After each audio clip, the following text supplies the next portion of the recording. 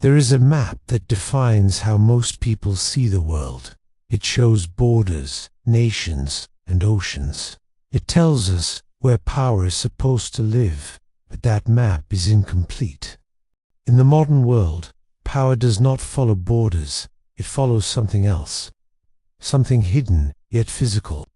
There is another map, rarely shown in classrooms or discussed publicly.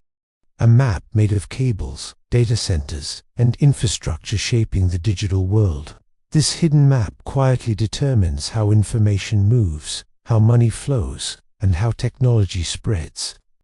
It shapes global influence without anyone noticing. The internet feels wireless, almost magical.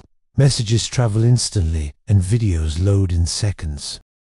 It seems like everything exists somewhere in the cloud, but the internet is not in the sky. It is physical. Vast networks of fiber optic cables connect continents across the ocean floor. More than 95% of international data travels through these submarine cables. They carry communication, finance, media, and government traffic across thousands of miles.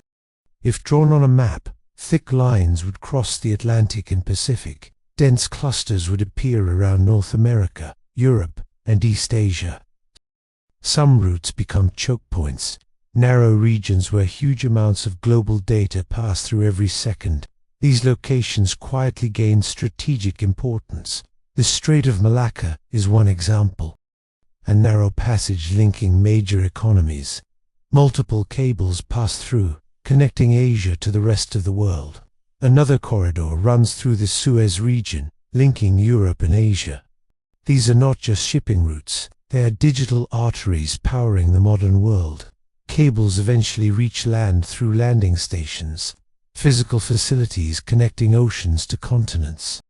Only a limited number exist worldwide.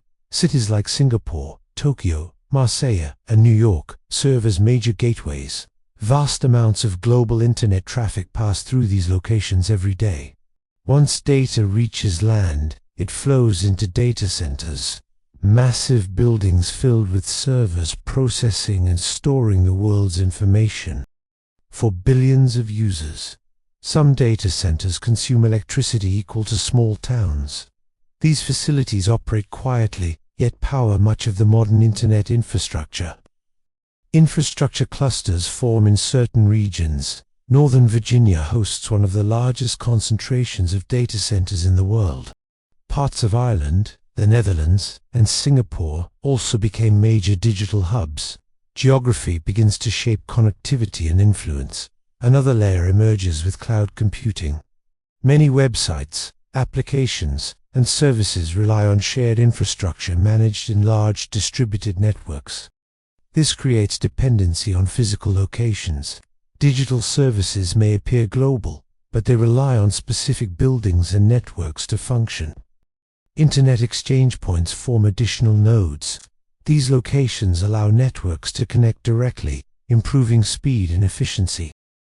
Major exchange points in Frankfurt, Amsterdam, and London handle enormous volumes of traffic daily. They function like digital intersections of the modern world. Beyond communication infrastructure, there is hardware. Advanced semiconductor chips, power, modern computing, artificial intelligence, and modern electronics. Production of the most advanced chips is geographically concentrated. A small number of regions manufacture critical components for billions of devices. Overlay all these layers and a new map appears.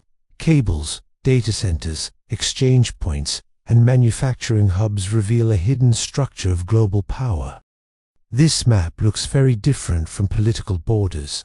Power concentrates around infrastructure, not government capitals. Strategic influence flows along nodes and networks. Some of the most influential places are not government centers. They are coastal cities, industrial zones, and warehouses filled with servers. A single landing station can matter more than a political boundary. A cluster of data centers can shape digital resilience across continents. This does not replace traditional power. It adds another dimension. Influence flows along infrastructure and connectivity rather than political lines. Where networks converge, importance increases. Where connectivity grows, dependency follows. Control becomes subtle but undeniable. This hidden map also reveals vulnerability. When infrastructure concentrates, disruptions can ripple outward, affecting communication, trade, and finance globally. Redundancy helps, but does not eliminate concentration. Multiple routes still connect to shared nodes, making some locations critical for global stability. Beneath the familiar world map lies a deeper structure. Fiber, silicon, and data link countenance through an invisible network, shaping daily life. Every message, every stream, every transaction travels across this network, quietly, constantly, invisibly supporting the modern economy. The modern world does not just run on nations, it runs on infrastructure. Power and control are defined by nodes and networks, not borders. And the most important map shaping the future is not the one on classroom walls. It is the one hidden beneath oceans, inside buildings, and across continents. It shows the truth few notice. Control is not political. Control is physical, digital, and concentrated in a way almost no one can see. When you understand this map, you begin to see the world differently. Borders are only part of the story.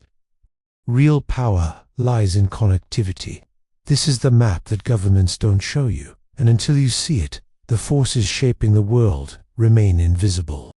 If you want to uncover the maps no one shows you, subscribe to the Power Chronicles and see the world differently.